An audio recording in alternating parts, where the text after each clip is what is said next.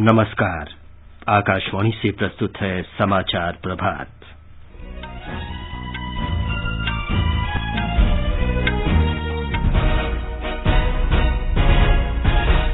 केंद्रीय मंत्रिपरिषद के विस्तार के बाद मंत्रिमंडल में शामिल नए मंत्रियों के विभागों की घोषणा की गई। गृह मंत्री अमित शाह को नवगठित सहकारिता मंत्रालय का अतिरिक्त प्रभार दिया गया। मनसुख मांडविया नए स्वास्थ्य मंत्री बने। श्रम और पर्यावरण मंत्रालय भूपेंद्र यादव को सौंपा गया। अश्विनी वैष्णव को रेल मंत्रालय मिला। ज्योतिरादित्य सिंधिया को नागरिक उड्डयन मंत्रालय दिया गया। अनुराग ठाकुर नए सूचना और प्रसारण तथा खेल मंत्री बने। धर्मेंद्र प्रधान को शिक्षा और कौशल विकास मंत्रालय दिया गया। कानून मंत्रालय की जिम्मेदारी किरेन रिजिजू को सौंपी गई। केरल सरकार ने राज्य में कोरोना के अत्यधिक संक्रमण वाले क्षेत्रों में आज से कड़े प्रतिबंध लागू किए। मध्य प्रदेश सरकार ने कोरोना कर्फ्यू 15 जुलाई तक बढ़ाया। भारतीय रिजर्व बैंक ने 14 बैंकों पर दिशा निर्देशों का पालन न करने पर जुर्माना लगाया। हैती में राष्ट्रपति जोवेनेल मोइसे की हत्या के बाद आपात स्थिति की घोषणा। यूरो कप फुटबॉल में इंग्लैंड ने डेनमार्क को 2-1 से हराकर फाइनल में प्रवेश किया। खिताबी मुकाबला इटली के साथ। विंबलडन टेनिस के पुरुष सिंगल्स सेमीफाइनल में नोवाक जोकोविच, मातेओ बैरेटिनी, डेनिस शापोवालोव और ह्यूबर्ट हारकुज खेलेंगे।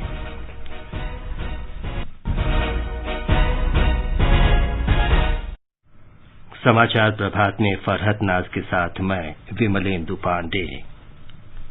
देश भर में 18 वर्ष से अधिक आयु वर्ग के लिए सरकारी केंद्रों पर निःशुल्क कोविड टीकाकरण अभियान जारी है। युवाओं से आग्रह है टीका लगवाएं और अन्य लोगों को भी इसके लिए प्रोत्साहित करें। जब तक आवश्यक न हो घर से बाहर न निकलें और सुरक्षा के 3 सरल उपायों का पालन करें। मास्क लगाएं, 2 गज की सुरक्षित दूरी बनाए रखें और हाथ और मुंह साफ रखें। कोविड संबंधी जानकारी और मार्गदर्शन के लिए राष्ट्रीय हेल्पलाइन नंबर 011-2397-8046 और 1075 पर संपर्क करें। अब समाचार विस्तार से। केंद्रीय मंत्रिपरिषद में कल 43 मंत्रियों को शपथ दिलाई गई है, जिनमें 15 कैबिनेट और 28 राज्य मंत्री हैं। राष्ट्रपति रामनाथ कोविंद ने राष्ट्रपति भवन में मंत्रियों को पद और गोपनीयता की शपथ दिलाई। केंद्रीय मंत्रिपरिषद में शामिल नए मंत्रियों के विभागों की घोषणा कर दी गई है। नरेंद्र मोदी सरकार के दूसरे कार्यकाल में मंत्रिपरिषद का ये पहला विस्तार है।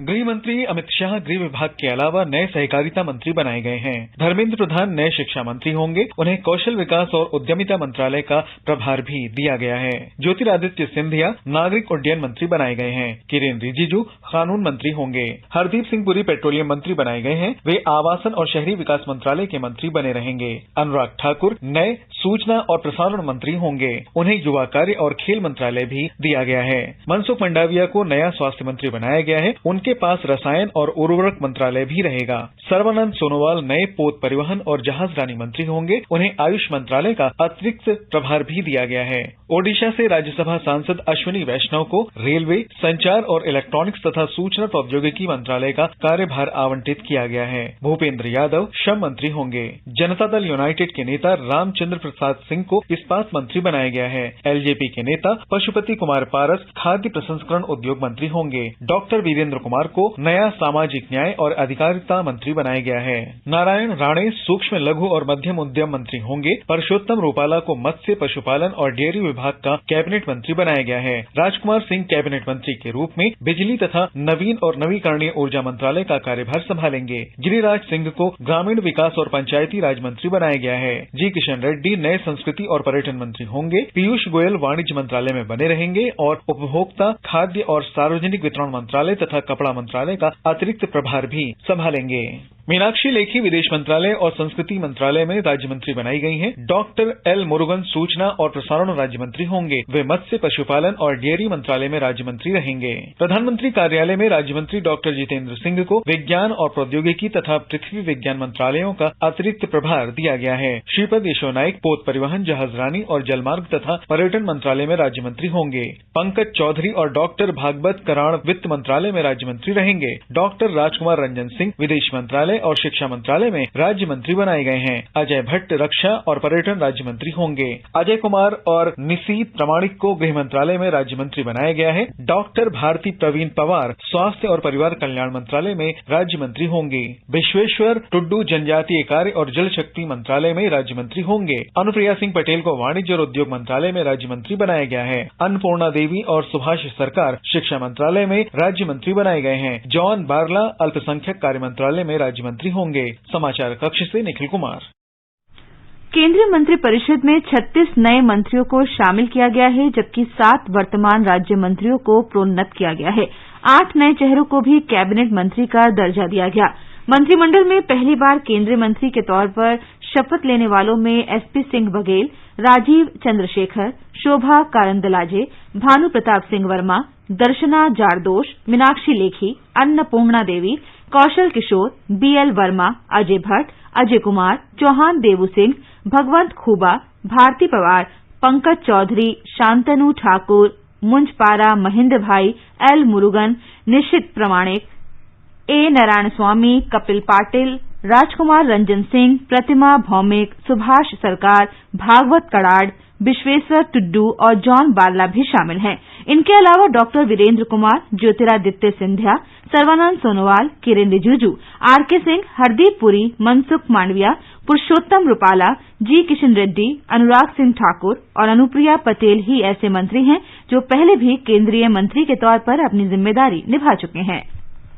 गृह मंत्री अमित शाह ने शपथ लेने वाले सभी साथियों को बधाई दी है।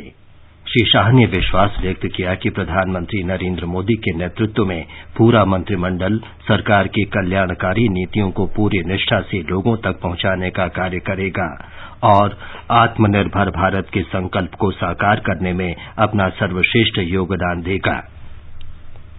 गुजरात के मुख्यमंत्री विजय रूपाणी ने केंद्रीय मंत्रिपरिषद में गुजरात से 3 सांसदों के शामिल किए जाने का स्वागत किया है।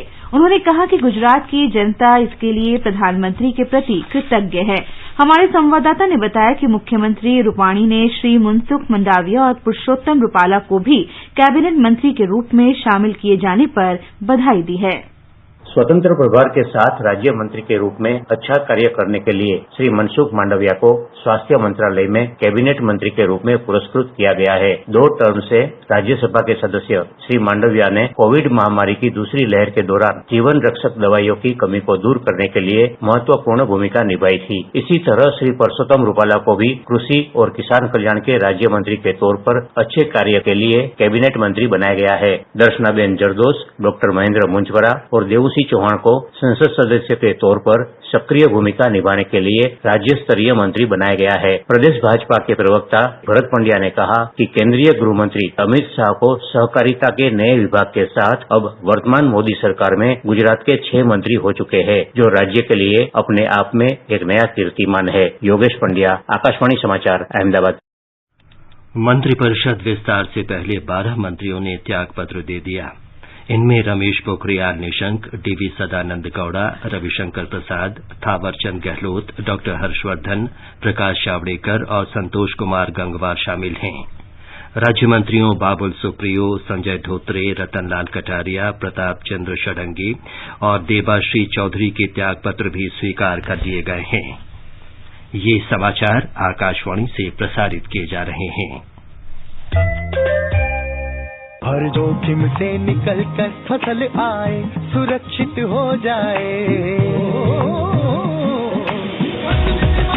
हर किसान अब आत्मनिर्भर हो जाए। संकट के समय प्रधानमंत्री फसल बीमा योजना किसानों के लिए वरदान है। अब सूखा पड़े या बाढ़ आ जाए, कोई डर नहीं। अब ओले पड़े या कीट पतंगे फसल खा जाए, कोई फिक्र नहीं, क्योंकि हमने लिया है प्रधानमंत्री फसल बीमा। बुआई से फसल कटाई तक हर जोखिम का दावा, न्यूनतम प्रीमियम पर अधिकतम भुगतान का वादा। योजना से हर साल जुड़ रहे हैं 5 करोड़ से ज्यादा किसान। अब आपकी है बारी। नजदीकी कृषि कार्यालय, सहकारी समिति, बैंक शाखा, अधिकृत बीमा कंपनी या जन सेवा केंद्र में स्वेच्छा से करा सकते हैं पंजीकरण। फसल बीमा पोर्टल या फसल बीमा ऐप द्वारा भी कराया जा सकता है पंजीकरण। प्रधानमंत्री फसल बीमा योजना, आपकी फसलों का संपूर्ण सुरक्षा कवच। कृषि एवं किसान कल्याण मंत्रालय, भारत सरकार। केंद्र कोविड महामारी के दौरान लोगों की सुविधा के लिए बनाई गई राष्ट्रीय स्तर के हेल्पलाइन नंबर के बारे में लोगों को जागरूक कर रहा है। सूचना और प्रसारण मंत्रालय अपने विभिन्न विभागों के माध्यम से इन हेल्पलाइन के बारे में जागरूकता बढ़ा रहा है। विभिन्न हेल्पलाइन नंबर इस प्रकार हैं। कोविड संबंधी सवालों के जवाब देने के लिए स्वास्थ्य और परिवार कल्याण मंत्रालय की हेल्पलाइन है 1075। महिला और बाल विकास मंत्रालय की चाइल्ड हेल्पलाइन 1098 है। वरिष्ठ नागरिकों के लिए सामाजिक न्याय और अधिकारिता मंत्रालय का हेल्पलाइन नंबर है 14567। मनोवैज्ञानिक सहायता के लिए राष्ट्रीय मानसिक स्वास्थ्य और तंत्रिका विज्ञान संस्थान निम्हांस का नंबर है 0804611007। आयुष कोविड परामर्श हेल्पलाइन नंबर है 14443 और माई गव व्हाट्सएप हेल्प डेस्क नंबर है 9013151515। समाचार प्रभात में आपका फिर स्वागत है। आगे बढ़ने से पहले एक नजर मुख्य समाचारों पर। केंद्रीय मंत्री परिषद के विस्तार के बाद मंत्रिमंडल में शामिल नए मंत्रियों के विभागों की घोषणा की गई।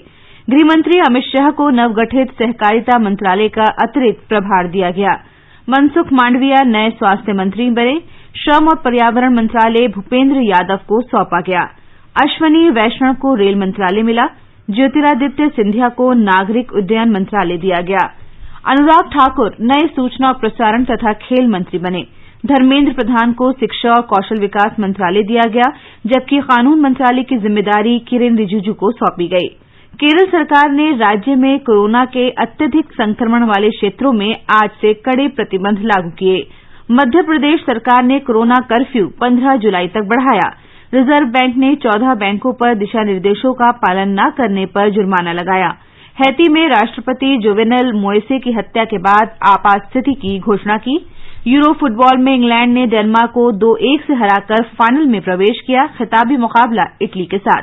विंबलडन टेनिस के पुरुष सिंगल्स सेमीफाइनल में नोवाक जोकोविच, मात्तेओ बेरेटिनी, डेनिस शोपोवालोव और ह्यूबर्ट हकाज खेलेंगे। चलो मिलकर एक शुरुआत करें, चलो एक फैसला आज करें, मास्क नहीं तो टोकेंगे, कोरोना को रोकेंगे, चलो एक इरादा करते हैं, चलो कुछ वादा करते हैं, मास्क नहीं तो टोकेंगे, कोरोना को रोकेंगे। देश भर में अब तक राष्ट्रीय टीकाकरण अभियान के अंतर्गत 36 करोड़ 13 लाख से अधिक कोविड टीके लगाए गए। स्वास्थ्य मंत्रालय ने कहा है कि कल 36 लाख से अधिक टीके लगाए गए। देश में स्वस्थ होने की दर 97.18% हो गई है। केंद्र सरकार ने राज्यों और केंद्र शासित प्रदेशों को अब तक 37 करोड़ 43 लाख कोविड टीके उपलब्ध कराए हैं। स्वास्थ्य मंत्रालय ने कहा है कि राज्यों और केंद्र शासित प्रदेशों के पास 1 करोड़ 67 लाख टीके उपलब्ध हैं। केंद्र सरकार आने वाले दिनों में 48 लाख 35 हजार टीके उपलब्ध कराएगी। केंद्रीय गृह सचिव की अध्यक्षता में एक बैठक में कल पूर्वोत्तर के सभी राज्यों और केंद्र शासित प्रदेशों में कोविड महामारी की स्थिति की समीक्षा की गई। बैठक के दौरान कोविड मरीजों, मृत्यु दर, संक्रमण दर और टीकाकरण की स्थिति तथा रुझान पर चर्चा हुई। केरल में कोविड संक्रमण दर के आधार पर संशोधित प्रतिबंध आज से लागू हो जाएंगे। उन इलाकों में कड़े नियम लगाए गए हैं जहां संक्रमण दर 15% से अधिक है। 10% से कम संक्रमण वाले क्षेत्रों में सरकारी कार्यालय समस्त कर्मचारियों के साथ खुलेंगे। इन इलाकों में होटल, रेस्तरां रात 9:30 बजे तक खुले रहेंगे, लेकिन उनकी सेवाएं पार्सल और होम डिलीवरी के लिए ही होंगी। केरल में कोविड संक्रमण के मामले बढ़ रहे हैं। कल 15,600 लोगों में संक्रमण की पुष्टि हुई। मध्य प्रदेश सरकार ने कोविड प्रतिबंध 15 जुलाई तक बढ़ा दिया है। इस संबंध में सभी जिला कलेक्टरों को लिखे पत्र में अपर मुख्य सचिव राजेश राजौरा ने कोविड दिशा निर्देशों को कड़ाई से लागू करने का निर्देश दिया है। हमारे संवाददाता ने बताया है कि राज्य में कोविड टीकाकरण अभियान के अंतर्गत 2 करोड़ 24 लाख से अधिक कोविड के टीके लगाए जा चुके हैं। प्रदेश में 1 जुलाई से टीकाकरण के लिए महाअभियान चलाया जा रहा है। महाअभियान के अंतर्गत कल 4,31,000 से अधिक लोगों को टीका लगाया गया। सबसे अधिक 42,511 टीके इंदौर में और 27,000 टीके भोपाल में लगे हैं। इस बीच मध्य प्रदेश में बीते 24 घंटों में कोरोना संक्रमण के 28 नए मामले मिले हैं। प्रदेश में सक्रिय प्रकरणों की संख्या घटकर 441 रह गई है। मध्य प्रदेश में कल 74,000 से अधिक नमूनों की जांच की गई। उधर मुख्यमंत्री शिवराज सिंह चौहान ने प्रदेश में कोरोना की संभावित तीसरी लहर के लिए सभी तैयारियां सर्वश्रेष्ठ स्तर की करने के निर्देश दिए हैं। उन्होंने सभी जिलों में बिस्तरों, दवाओं, ऑक्सीजन, सीटी स्कैन, आईसीयू, चिकित्सकों और स्टाफ की पर्याप्त व्यवस्था सुनिश्चित करने को भी कहा है। संजीव शर्मा, आकाशवाणी समाचार, भोपाल। उड़ीसा सरकार ने स्पष्ट किया है कि कोविड से हुई मौतों की दैनिक सूची उस दिन विशेष पर इस महामारी से जान गंवाने वालों की संख्या नहीं है। राज्य सरकार ने कहा कि दैनिक आंकड़ों में केवल उन मौतों की संख्या होती है जिनके बारे में जांच प्रक्रिया पूरी हो चुकी होती है। कर्नाटक राज्य सड़क परिवहन की बस सेवाएं सोमवार से शुरू हो जाएंगी। ये सेवाएं कोविड महामारी के कारण निरस्त कर दी गई थीं। राज्य बस परिवहन निगम बेंगलुरु, मैसूरू, मंगलुरु और पुत्तूरू से यात्रियों की संख्या और आवश्यकता अनुसार केरल के विभिन्न क्षेत्रों के लिए बस सेवाएं शुरू कर देगा। केरल से कर्नाटक की बस से यात्रा करने वाले सभी यात्रियों को 72 घंटे के भीतर की कोविड नेगेटिव रिपोर्ट या कोविड का एक टीका लगवाने का प्रमाण पत्र रखना अनिवार्य होगा। रिजर्व बैंक ने नियमों और दिशा निर्देशों का पालन न करने पर बैंक ऑफ बड़ौदा तथा भारतीय स्टेट बैंक सहित 14 बैंकों पर जुर्माना लगाया है। रिजर्व बैंक ने कहा है कि इन बैंकों ने जिन नियमों का पालन नहीं किया है उनमें गैर बैंकिंग वित्तीय कंपनियों को ऋण देने तथा उन्हें बैंक वित्त उपलब्ध कराने के बारे में रिजर्व बैंक के दिशा निर्देशों के कुछ प्रावधानों का पालन न करना शामिल है। एक रिपोर्ट। कुल 14 बैंकों पर 14.5 करोड़ रुपए का जुर्माना लगाया गया है। सबसे अधिक 2 करोड़ रुपए का जुर्माना बैंक ऑफ बड़ौदा पर लगाया गया है। रिजर्व बैंक की ओर से जारी बयान में कहा गया है कि Bandhan bank, bank of Maharashtra, central bank of India, Credit Suisse, south Indian bank, IndusInd bank, Karnataka bank, Karur Vysya bank, Punjab and Sindh bank, Jammu Kashmir bank और उत्कर्ष स्मॉल फाइनेंस बैंक पर 1-1 करोड़ रुपए का जुर्माना लगाया गया है। एसबीआई पर 50 लाख रुपए का जुर्माना लगाया गया है। रिजर्व बैंक ने कहा है कि एक समूह की कंपनियों के खातों की जांच के दौरान यह तथ्य सामने आया है कि बैंक कुछ प्रावधानों का अनुपालन करने में विफल रहे। बैंकों को इस बारे में नोटिस भी जारी किया गया था। कुणाल शिंदे, आकाशवाणी समाचार, मुंबई। परिसीमन आयोग 4 दिन के दौरे पर जम्मू कश्मीर में है। इसका उद्देश्य केंद्र शासित प्रदेश में नए निर्वाचन क्षेत्रों के परिसीमन के लिए जमीनी स्तर पर सूचनाएं एकत्र करना है। परिसीमन आयोग पिछले वर्ष मार्च में गठित किया गया था। कोविड महामारी को देखते हुए मार्च में इसका कार्यकाल 1 वर्ष के लिए बढ़ाया गया। न्यायमूर्ति सेवानिवृत्त रंजना प्रकाश देसाई की अध्यक्षता में परिसीमन आयोग जो जम्मू कश्मीर की अपनी 4 दिवसीय यात्रा पर परसों श्रीनगर पहुंचे थे, ने कल दक्षिण कश्मीर के पहलगाम का दौरा किया। आयोग ने अनंतनाग, शोपियां, पुलवामा और कुलगाम के जिला चुनाव अधिकारियों के अलावा कई प्रतिनिधि मंडलों और विभिन्न राजनीतिक दलों के सदस्यों से मुलाकात की। इससे पहले आयोग ने श्रीनगर में अपनी यात्रा के पहले दिन विभिन्न राजनीतिक दलों के साथ बातचीत की, जिन्होंने जम्मू कश्मीर में नए निर्वाचन क्षेत्रों को तराशने की चल रही प्रक्रिया के संबंध में अपने सुझाव प्रस्तुत किए। आज और कल आयोग जम्मू प्रांत के किश्तवाड़ और जम्मू का दौरा करेंगे और विभिन्न राजनीतिक दलों, सिविल सोसाइटीज और जिला चुनाव अधिकारियों के साथ भी बातचीत करेंगे। आकाशवाणी समाचार के लिए श्रीनगर से मैं सुनील कोल। जम्मू कश्मीर में पिछले 24 घंटों में सुरक्षा बलों के साथ 3 अलग अलग मुठभेड़ों में 5 आतंकवादी मारे गए। पुलवामा और कुलगाम जिलों में 2 अलग अलग घटनाओं में 4 आतंकवादी मारे गए, जबकि कुपवाड़ा जिले के हंदवाड़ा क्षेत्र में एक मुठभेड़ में हिजबुल मुजाहिदीन का एक आतंकवादी ढेर हुआ। बिहार के मुख्यमंत्री नीतीश कुमार ने बाढ़ग्रस्त इलाकों के जिलाधिकारियों को पीड़ित लोगों तक समय से राहत और सहायता पहुंचाने के निर्देश दिए हैं। जिन किसानों की फसल बाढ़ के कारण नष्ट हो गई है, उन्हें भी मदद देने को कहा गया है। दरभंगा, समस्तीपुर और मधुबनी जिलों के हवाई सर्वेक्षण के बाद श्री कुमार ने बताया कि कई क्षेत्र अब भी पानी में डूबे हैं। इस बीच राज्य में बाढ़ की स्थिति में कोई महत्वपूर्ण सुधार नहीं हुआ है। गंडक, बागमती और कमला बलान सहित कई नदियां अब भी खतरे के निशान से ऊपर हैं। मुंबई की विशेष अदालत ने राष्ट्रवादी कांग्रेस पार्टी के एकनाथ खड़से के दामाद गिरीश चौधरी को सोमवार तक प्रवर्तन निदेशालय की हिरासत में भेज दिया है। इससे पहले कल उन्हें 2016 में पुणे में सरकारी भूमि खरीदने से जुड़े मनी लॉन्ड्रिंग मामले में गिरफ्तार कर लिया गया था। प्रवर्तन निदेशालय ने कहा था कि चौधरी जांच में सहयोग नहीं कर रहे हैं, इसलिए उन्हें गिरफ्तार किया गया है। हैती में राष्ट्रपति जेवेमेल मोइसे की हत्या के बाद आपात स्थिति की घोषणा की गई है। राष्ट्रपति और उनकी पत्नी पर राजधानी पोर्ट प्रिंस में उनके निवास पर एक हमले में गोली मार दी गई। राष्ट्रपति की तत्काल ही मौत हो गई और पत्नी घायल हो गई हैं। अंतरिम प्रधानमंत्री क्लाउदे जोसेफ ने शांति बनाए रखने की अपील करते हुए कहा कि अज्ञात बंदूकधारियों ने राष्ट्रपति के घर में घुसकर गोली मार दी। संयुक्त राष्ट्र महासचिव अंतोनियो गुतरश ने इस हत्या की कड़ी निंदा की है और साजिश रचने वालों के खिलाफ कड़ी कार्रवाई करने पर जोर दिया है। संयुक्त राष्ट्र सुरक्षा परिषद की आज हैती के बारे में आपात बैठक होगी। विंबलडन टेनिस के पुरुष सिंगल्स में सेमीफाइनल मुकाबले तय हो गए हैं। विश्व के नंबर 1 खिलाड़ी नोवाक जोकोविच का सामना डेनिस शोपालोवा से होगा, जबकि हुबर्ट हकास का मुकाबला मैथियो बेरेटिनी से होगा। इस बीच मिक्स डबल्स में सानिया मिर्जा और रोहन बोपन्ना की जोड़ी प्री क्वार्टर फाइनल में आंद्रेजा क्लेपाच और जिया जूलिया हुजी से हारकर टूर्नामेंट से बाहर हो गई है। यूरो कप फुटबॉल टूर्नामेंट में इंग्लैंड ने डेनमार्क को 2-1 से हराकर फाइनल में जगह बना ली है। खिताबी मुकाबला रविवार को वेम्बले में इटली और इंग्लैंड के बीच खेला जाएगा। पहले सेमीफाइनल में इटली ने स्पेन को हराकर फाइनल में प्रवेश किया था।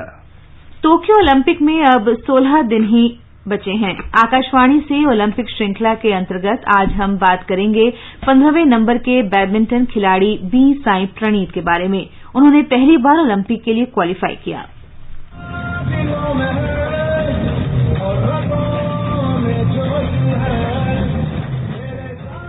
साई प्रणीत का जन्म 10 अगस्त 1992 को आंध्र प्रदेश के पलाकुल्लू में हुआ था। 2019 में BWF विश्व चैंपियनशिप में कांस्य पदक जीतने वाले वे पहले खिलाड़ी बने। इससे पहले प्रकाश पादुकोण ने 1984 में पदक हासिल किया था। प्रणीत ने तैराकी, एथलेटिक्स और जिम्नास्टिक में हाथ आजमाने के बाद उन्हें अपने एक रिश्तेदार पूर्व राष्ट्रीय बैडमिंटन चैंपियन से प्रेरणा मिली और उन्होंने बैडमिंटन को अपना करियर बना लिया। प्रणीत 2008 में गोपीचंद बैडमिंटन अकादमी में प्रशिक्षण लेने वाले कुछ प्रमुख खिलाड़ियों में शामिल थे।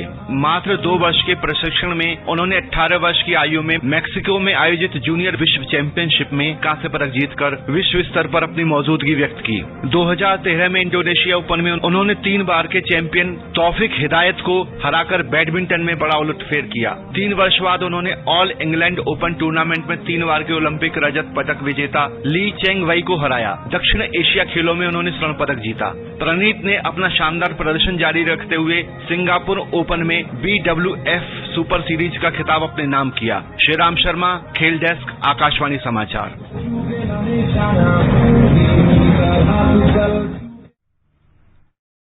आकाशवाणी समाचार के ओलंपिक क्विज में देश के हर कोने से श्रोता भाग ले रहे हैं।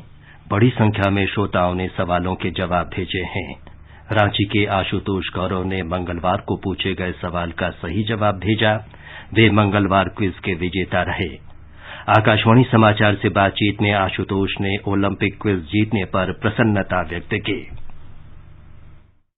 मुझे इस बात की बहुत ही खुशी है कि मैंने 6 जुलाई के ओलंपिक क्विज का सही जवाब सबसे पहले दिया और विजेता बना। स्पोर्ट्स स्कैन के द्वारा ओलंपिक क्विज एक बहुत ही सराहनीय कदम है, क्योंकि इसके द्वारा लोगों को खेल जगत के अपडेट्स को जानने का सुनहरा अवसर और प्रोत्साहन मिलता है। इसके लिए मैं आकाशवाणी समाचार का तहे दिल से शुक्रिया करता हूँ। ओलंपिक क्विज में भाग लेने के लिए सुने शाम 7:20 पर प्रसारित होने वाला कार्यक्रम स्पोर्ट्स स्कैन। चूके ना निशाना लक्ष्य तेरा सामने है, जीत के है आना।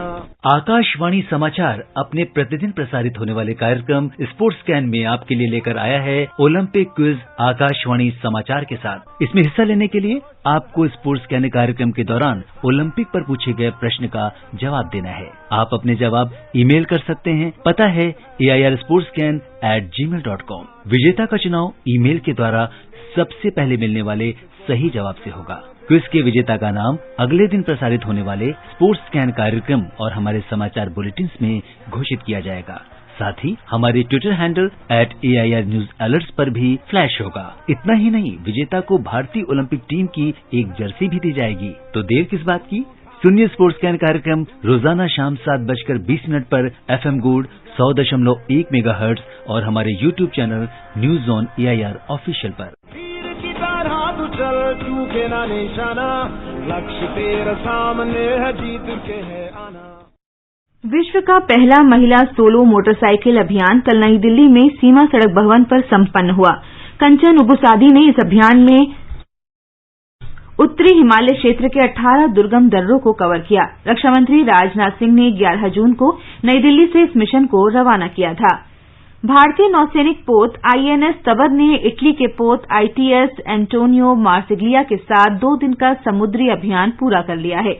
रक्षा मंत्रालय की प्रेस विज्ञप्ति के अनुसार अभ्यास में वायु रक्षा प्रणाली सहित व्यापक नौवहन गतिविधियों का प्रदर्शन किया गया।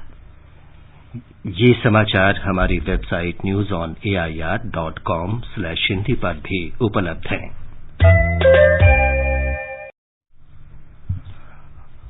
फरहत, अब बताएं कि आज के समाचार पत्रों में क्या विशेष है। जी विमलेंदु, केंद्रीय मंत्रिपरिषद का विस्तार अखबारों की बड़ी खबर है। दैनिक भास्कर की सुर्खी है, अब की बार जम्बो सरकार। शपथ ग्रहण से पहले मोदी ने नए मंत्रियों को दिए सियासी मंत्र। यूपी से सबसे ज्यादा 7 नए मंत्री। कैबिनेट की औसत उम्र अब 58 वर्ष। मंत्रियों में 7 PhD, 13 वकील और 6 डॉक्टर। राजस्थान पत्रिका लिखता है, प्रधानमंत्री नरेंद्र मोदी ने कोरोना की पीड़ा झेल रही जनता के दर्द और भावनाओं को समय से समझकर उनके साथ खड़े होने का साफ संकेत दे दिया है और अपनी सरकार का चेहरा काफी हद तक बदल दिया है। गृहमंत्री अमित शाह को नए सहकारिता मंत्रालय की अतिरिक्त जिम्मेदारी दी गई। दैनिक जागरण का कहना है, सहकारिता क्षेत्र को क्षेत्रीय विकास का वाहन बनाएगा नवगठित मंत्रालय। सहकार से समृद्धि के मंत्र से गांव, गरीब, किसान, मछुआरे और उपभोक्ता होंगे सशक्त। लोक उद्यम विभाग अब वित्त मंत्रालय का हिस्सा बना। कोरोना के घातक लैम्डा वेरिएंट पर हिंदुस्तान की सुर्खी है, 30 से अधिक देशों में फैला। ब्रिटेन के स्वास्थ्य मंत्रालय के अनुसार ये डेल्टा वेरिएंट से भी ज्यादा खतरनाक है। अमर उजाला की खबर है, देश में 77 जिलों में संक्रमण दर 10% से ज्यादा। केस बढ़े तो फिर हो सकता है लॉकडाउन, फिर 40,000 हुई नए मरीजों की संख्या। केंद्र से 5 सूत्रीय रणनीति पर दिया जोर। टीकाकरण पर हिंदी दैनिक लोकसत्य लिखता है, दोनों खुराक से मौत का जोखिम कम। Indian journal of medical research में छपा है ICMR का रिसर्च। आयुष मंत्रालय के हवाले से जनसत्ता लिखता है, गिलोय को लीवर की खराबी से जोड़ना बिल्कुल भ्रामक है। एक मेडिकल जर्नल में छपे अध्ययन पर मंत्रालय का कहना है कि विश्लेषण में किसी निष्कर्ष पर पहुंचने से पहले लेखकों को वनस्पति वैज्ञानिकों की राय लेनी चाहिए थी। हिन्दुस्तान ने एक अध्ययन के हवाले से सुर्खी दी है, बच्चों में पोषण का दावा करने वाले उत्पाद फायदेमंद नहीं। क्वीन मैरी यूनिवर्सिटी की रिपोर्ट में सामने आए चौंकाने वाले परिणाम। बाजार में उपलब्ध 92% खाद्य उत्पादों में चीनी की मात्रा अधिक। अंत में मुख्य समाचार एक बार फिर। केंद्रीय मंत्रिपरिषद के विस्तार के बाद मंत्रिमंडल में शामिल नए मंत्रियों के विभागों की घोषणा की गई। गृह मंत्री अमित शाह को नवगठित सहकारिता मंत्रालय का अतिरिक्त प्रभार दिया गया। मनसुख मांडविया नए स्वास्थ्य मंत्री बने। श्रम और पर्यावरण मंत्रालय भूपेंद्र यादव को सौंपा गया। अश्विनी वैष्णव को रेल मंत्रालय मिला। ज्योतिरादित्य सिंधिया को नागरिक उड्डयन मंत्रालय दिया गया। अनुराग ठाकुर नए सूचना और प्रसारण तथा खेल मंत्री बने। धर्मेंद्र प्रधान को शिक्षा और कौशल विकास मंत्रालय दिया गया। कानून मंत्रालय की जिम्मेदारी किरेन रिजिजू को सौंपी गई। केरल सरकार ने राज्य में कोरोना के अत्यधिक संक्रमण वाले क्षेत्रों में आज से कड़े प्रतिबंध लागू किए। मध्य प्रदेश सरकार ने कोरोना कर्फ्यू 15 जुलाई तक बढ़ाया। भारतीय रिजर्व बैंक ने 14 बैंकों पर दिशा निर्देशों का पालन न करने पर जुर्माना लगाया। हैती में राष्ट्रपति जोवेनेल मोइसे की हत्या के बाद आपात स्थिति की घोषणा की गई। यूरो कप फुटबॉल में इंग्लैंड ने डेनमार्क को 2-1 से हराकर फाइनल में प्रवेश किया। खिताबी मुकाबला इटली के साथ। और विंबलडन टेनिस के पुरुष सिंगल सेमीफाइनल में नोवाक जोकोविच, मातेओ बेरेटिनी, डेनिस शापोवालोव और ह्यूबर्ट हरकाज खेलेंगे। इसके साथ ही समाचार प्रभात का ये अंक समाप्त हुआ। नमस्कार।